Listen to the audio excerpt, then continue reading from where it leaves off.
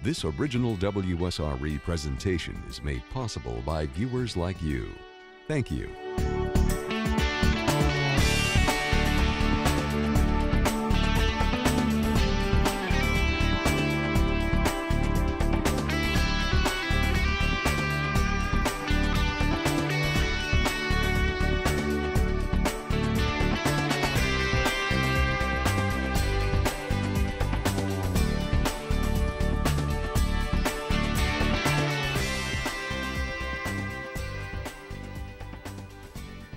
It's an exciting time of year for thousands of Northwest Florida public school students. They're settled into their class routines. It's time for football games, homecoming, the holidays right around the corner.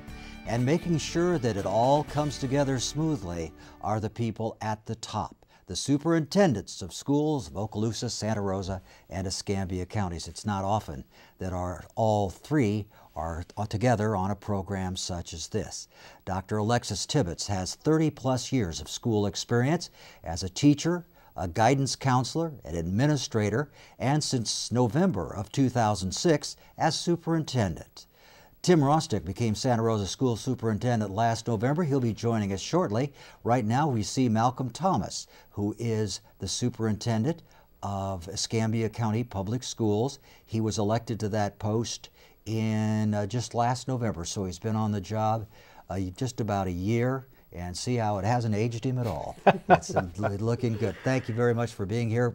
Tim Rostick from Santa Rosa County will be joining us any moment. He got hung up, and we'll be looking for him to come in and join us.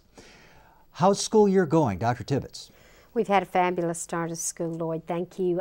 We've been very proud of course, our academic progress with our percentage of A schools being the highest in the state. And we're working hard again. I can hardly believe Friday is the end of the first quarter of school in our county, and teachers and a lot of professional development and students excited and ready to be in school. Malcolm Thomas, things in Escambia County going well? Good start. People are optimistic. We had the largest number of schools earning school recognition money in our history. Over half of our schools making an A. That's pretty good when 68% of your districts free and reduced lunch. We did a survey a year ago when we took office. Two issues that arose from that have helped us get a smooth beginning. One is we changed our start times. We adjusted it to make it a little better for parents at elementary and middle school level. And the students told us their number one concern, food service. So we did some focus groups, some taste tests. We changed the school menus, and we're selling more school lunches now than we've ever sold before. It's a great start. Okay, very good. One concern, a health concern that people have right now about their children and everybody else for that matter is swine flu. Dr. Tibbetts, where's the district with that on that? That's been a huge issue, Lloyd, since school has started. We are actually in the process of working with our Okaloosa County Health Department Director, Dr. Karen Chapman. The nasal spray is in. They will begin vaccinating next week, actually, in Okaloosa County. We are having our event at Fort Walton Beach High School on November the 14th, the second weekend of November, and they will actually be vaccinating students and giving the nasal spray mist. We are asking parents who want to go to the base, Eglin or Hurlburt, and also to their pediatrician to go ahead and have the vaccination or the nasal spray done there.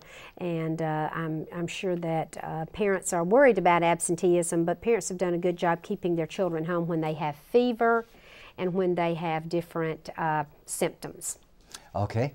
What about in Escambia? Well, we have a great relationship with the health department. Escambia School District is the only district in Florida that has both a school nurse and a school health tech in every school. So they're our front line of defense for H1N1. We have administered over 4,000 doses of traditional flu. We're now starting the H1N1 flu vaccination in our schools. That started this week. We're sending out the parental permission forms. So parents, if they're interested, should sign that form, get it back to school so we can help them. All right, and we want to introduce the Superintendent of Schools of Santa Rosa County, Tim Rostick. Thank you very much for joining us, and I know you're running a little behind schedule. We appreciate you making it. I don't think I need to make introductions here. You know the know the people here. These people very well. And apologies for being late. That's okay. How's the school year going? You off to a good start? Awesome year. It's a fantastic year. Moving ahead with a great year. All right, I want to ask about swine flu. Is there anything that we need to know in Santa Rosa County about schools and swine flu? As I came in, I heard Malcolm talking about the conversation and relationship between the health department and the school system, and it's phenomenal. I really appreciate the direction and forthright, the putting forth a good solid plan, and we're working hand in hand with them.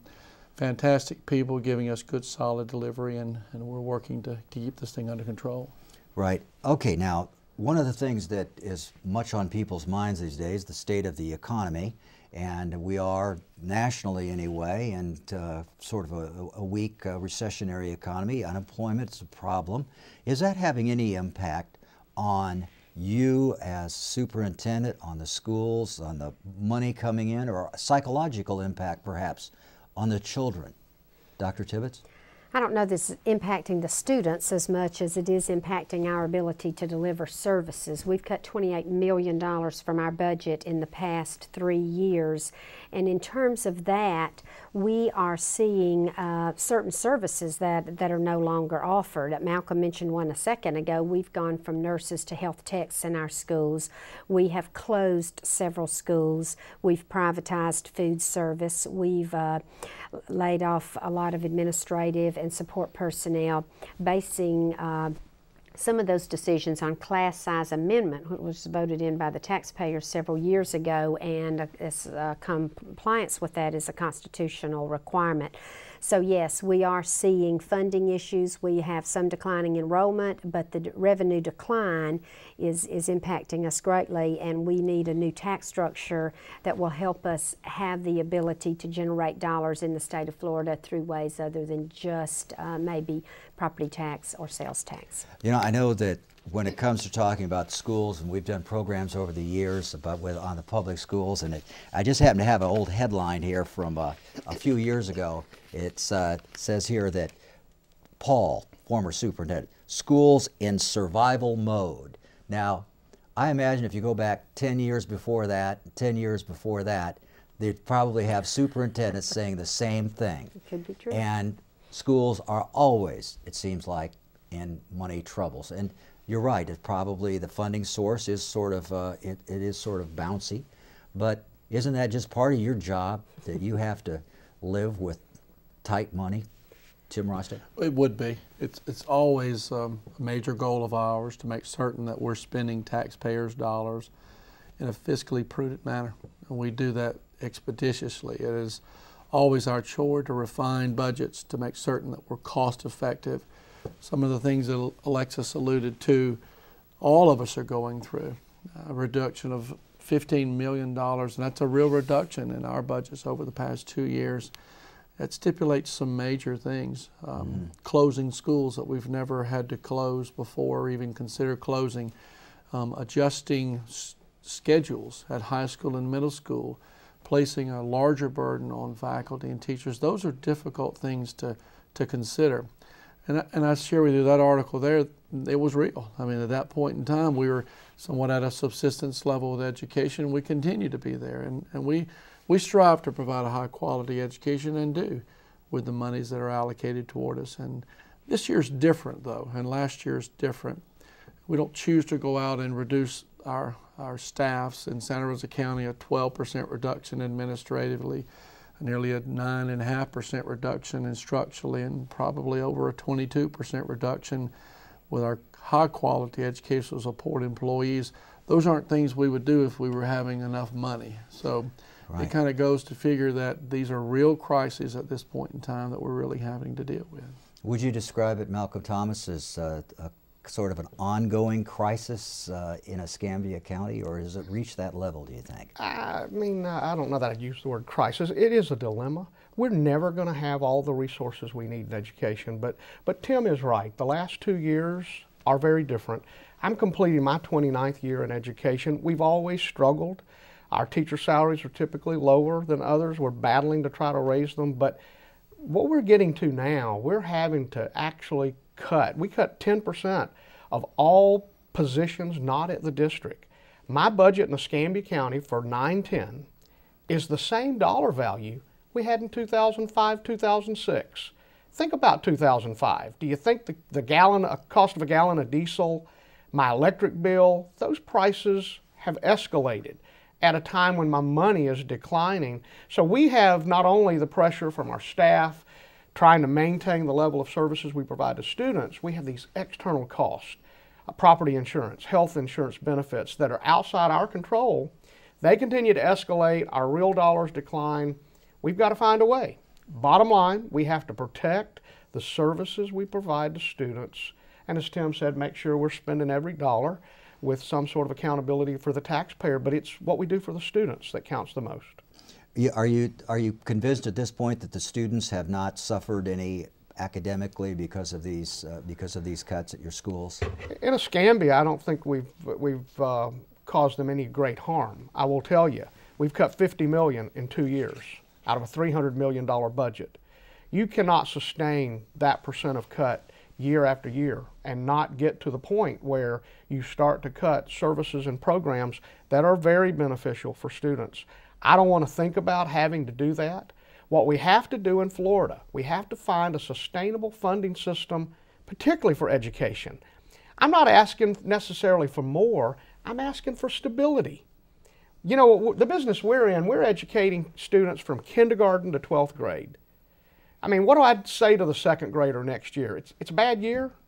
We couldn't give you what you needed in the second grade because we didn't have the money. I need stable funding. Okay, so now the problem is that you depend on property taxes, which usually are supposed to go up as homes increase in value, but when homes go down in value, I imagine that doesn't work very well. And then you get money from the sales tax. Mm-hmm. And you're saying you want something that's a little more dependable. Sure. Now, we don't have to be rocket scientists here to see that what you're talking about is the dreaded IT, income tax, state income tax. No, I'm not talking about that. Okay. Okay, well, what is it? What do you see as a stable funding source? I don't know the answer. I don't know the answer. I think that we are going to have to put lots of smart people in a room to try to find solutions for our dilemma in Florida, not only for education, but all the social services. We're being impacted, and something's got to give. Either we're going to have to live with less service, including some education, or we're going to have to find a way to fund.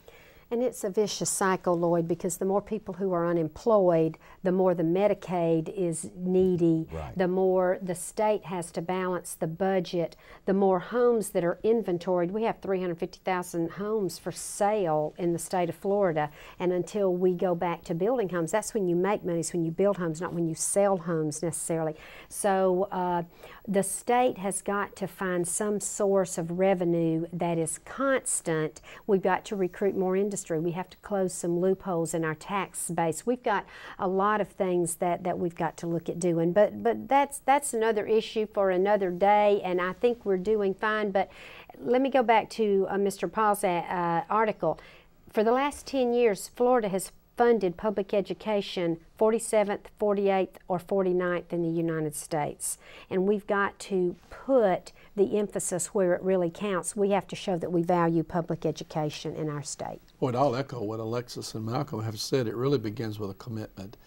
Not just a commitment on behalf of educators, but on behalf of legislators, on behalf of community people, moms, dad, business owners. It really is a concerted effort, pardon me. By the way, this laryngitis has nothing to do with H1N1. It just came on me, and I apologize for it.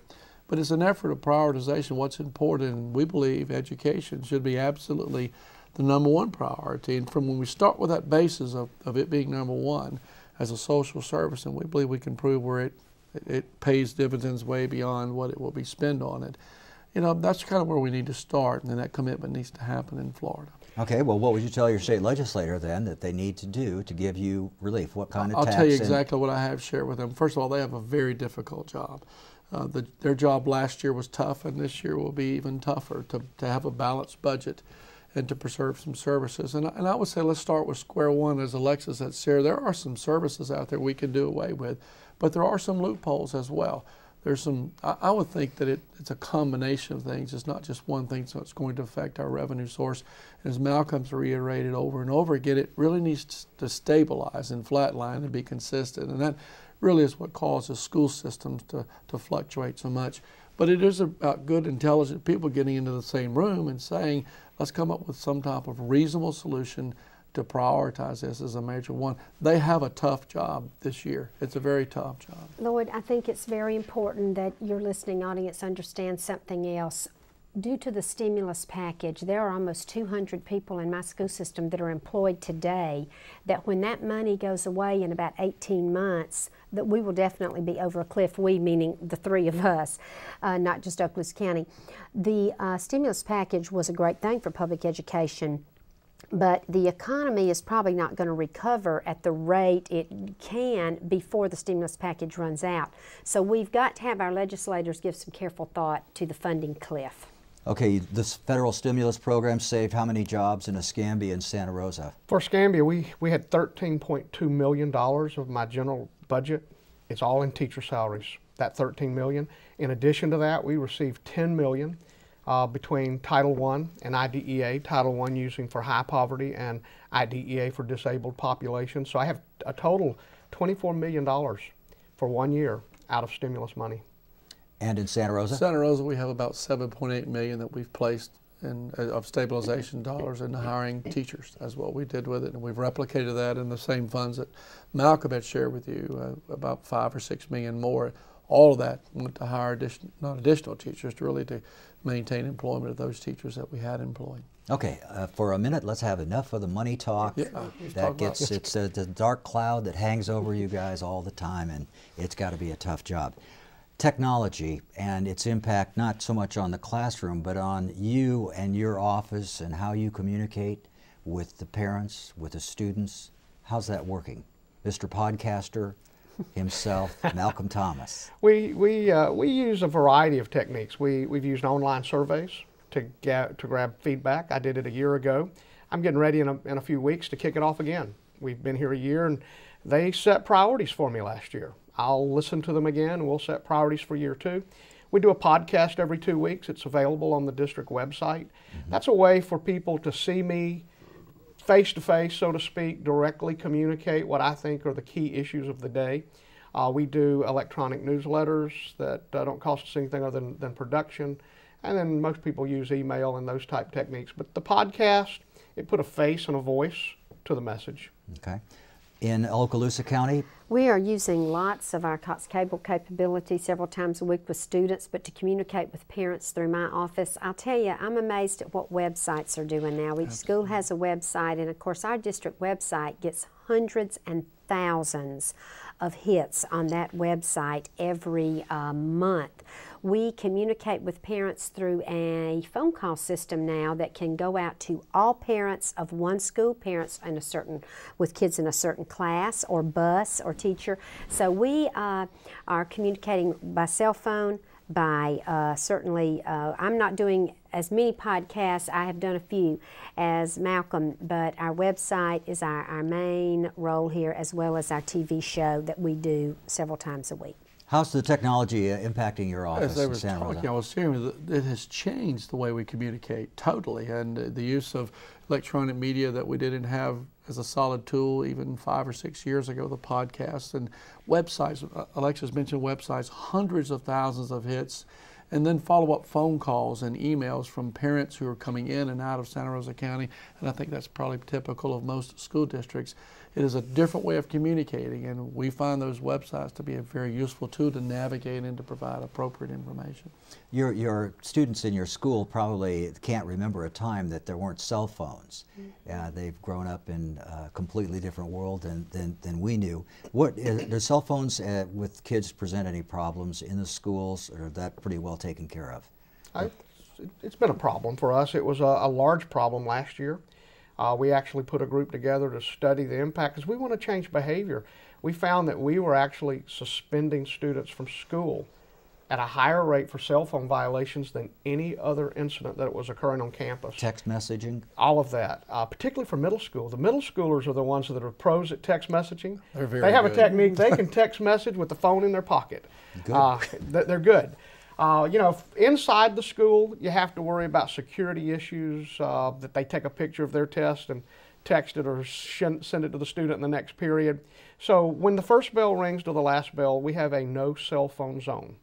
And what we do this year is we're not going to suspend you, but we're going to take the phone. And the parent has to come pick the phone up, and we help the parent understand that when you're in school, we can't let you use the phone before school, after school. Obviously, we want you to be able to use it then because it becomes a safety tool for the student. Lunchtime? No. No, not during lunchtime. Actually, Dr. Tibbetts. We're having a different take on that, Lloyd. We're actually experimenting with using MP3 players, iTunes, iPods. We're doing some things with cell phone technology, handheld. We do know that when kids get to the University of Florida, in many of our schools, they download notes into their iPods. Now, this is very experimental. We're just stepping out there. We are working with other districts who have done some of that, and having our own little internet cafes in schools where students can actually use their broadband device to just communicate at a certain time during a certain period. Certainly everything that Malcolm said is very important. We don't want to breach the confidentiality of tests or exams. We don't want students communicating inappropriate things during school. But we do know that we're moving into an age where handheld computers and cell phones are going to be the way students learn in the colleges and universities, not the big computers like we all think about that were great 10 years ago. The wireless Yes, world, mm-hmm. right? Okay, Yes, sir. Santa Rosa County. I think they're being very nice. They're a huge distraction, a valuable tool, no doubt, and certainly can be used in an instructional setting. We have really had to deal with this over the past 3 or 4 years as an escalating incident. We have certainly had the same problems, and I think you'll find it in any school district, but it really becomes not just a disruption to the school environment, but to the instructional setting as well. When a student or students are involved in using a cell phone, we clamp down on it, and we do some of the same things that you've been mentioned here, taking it away from them and following up with appropriate phone call to mom and dad. But it becomes a problem, and our teachers tell us that, and it is something that we've dealt with very seriously. It's a technology that kids are so comfortable with today, like you're talking about the middle schoolers texting in their pocket, not even see that. It seems like it should be incorporated in some way into the learning scheme. Mm-hmm. And I do think we're going to have to find the middle ground. We use the iPods and all those devices. The cell phone is the one that's the hardest one for us to figure out how to do that in an appropriate way. Absolutely. We actually had a gentleman speak to the Superintendents Association several months ago when we brought him in from Los Angeles, and he has a whole program that he did for our principals that said, okay, students, class is beginning, take out your cell phones. And he taught our principals and some of our teachers on how we can use cell phones to actually teach as a device. So, and we're not there, but we're looking at it. I know Hillsborough County and several others are starting to experiment. So we're getting our feet wet. Very interesting. Now, it so happens that coming up very soon in Escambia County at Naval Air Station, Pensacola, by the Naval Aviation Museum, National Flight Academy is under construction right now. It's hopefully it's going to give a place like Space Camp in Huntsville, Alabama, a place for kids to get hands-on math, science, all that crammed into a very short period of time. Do you see that as something that will be useful to Escambia County teachers and students? We've been partnering with the National Flight Camp. We applied for an Impact 100 grant to stand up a flight academy at Warrington Middle and Escambia High. We were not successful, but we're not taking no for an answer. We're going to find a way to partner with the flight camp to put a flight academy, a career academy focusing on flight at Warrington Middle School. We want to start that next year with students, and so for the next couple of months we'll find a way to raise the funds through private sources to buy those flight simulators. We've already done the work coordinating Sunshine Standards to the middle school curriculum. So we're going to make that happen. It'll just be one in the string of academies that we're starting in Escambia. Last year we had 12 career academies. Current year we have 43 active career academies in Escambia County. Boy, that is a big jump in such a short period of time. I know in Okaloosa County you've got an aerospace academy. We do, through Embry-Riddle at Fort Walton, Choctaw, Niceville, and Crestview. And we're excited about your new program over here, and we will be piggybacking on that. Of course, information technology is a huge career field out there, and we have IT in all of our middle schools and our high schools and our career academies. But aerospace and aviation is very important to us because we have Eglin Air Force Base and the Joint Strike Fighter. The F-35 is coming. Of course, we have Hurlburt, which is home to special operations. So we have a lot of interest in our students in aviation and aerospace because many of their parents are involved in that. Sure, and in Santa Rosa County, you have plenty of aviation too, right? We do, right in the partnering middle with of the Whiting county. Field at Milton High School again. Lots of those partnerships are really productive for our kids, and they certainly generate through the academy approach, as Malcolm mentioned, generates a focus for a kid that really we can't duplicate anywhere else.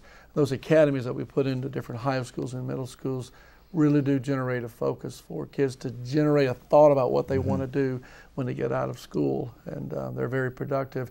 We have been involved with the flight adventure deck at Naval Air Station for years, and we've seen so much productivity come out of that, and we'll continue to partner with Starbase Atlantis at Whiting Field and other things that would generate that focus for the kids. We're running real low on time. In our last couple of minutes, I promised you that I'd give you time. What do you think, what needs more attention? What does the media miss in its coverage of the public schools that you think that we need to be aware of in Okaloosa County, for instance? Well, we need to maintain our career technical focus, as you were just saying, Lloyd, but at the same time, we have to keep the main thing, the math, science, certainly our English, our reading, our writing. I think the media needs to understand, though we are doing more with less, so I'm not going to go back to the funding issue, but we have to have the ability to educate kids so they can be college or career ready by the time they're seniors in high school. Every child does not need a bachelor's degree or an undergraduate or a master's degree, but we need to have everyone have gainful employment to come off the welfare lines and to be productive citizens in our nation, especially in STEM, science, technology, engineering, and math. Our nation is dependent on that to stay technologically ahead. All right, Malcolm Thomas, what's the media missing about Escambia County schools that we need to know? Schools have changed over time. They've changed from the day I was there, and they've changed from the day many of the reporters are there. Don't judge us by your perceptions of the past. Go visit a school, get inside, find out what's happening. I start my day every day inside a school, and I'm so impressed each and every day how smart these kids are. And the quality of work that our dedicated teachers are putting on those students, they're meeting the expectation. We've gotten a lot better. Okay. Give us a shot. Tim, what do people need to know about Santa Rosa schools? I think what the media misses are the hundreds of thousands of great things that take place in schools each day from high-quality kids. They miss the parent volunteerism, which is jumping over 10,000 in Santa Rosa County. Quality, committed parents who really want to be a part of. They miss a different kid. They're not the same as what we were when we were going to school, and they are educated differently, have different desires, and certainly need different tools. Okay. Wonderful teachers, and I would echo what Malcolm had said there. Tim Rostick, Santa Rosa County Superintendent. You're not feeling well, but you made it. I feel great. Okay, thanks for being here. Dr. Tibbetts from Okaloosa County, and of course Malcolm Thomas here in Escambia. Thank you very much for watching us tonight, and stay tuned now for more great programming on WSRE. Good day.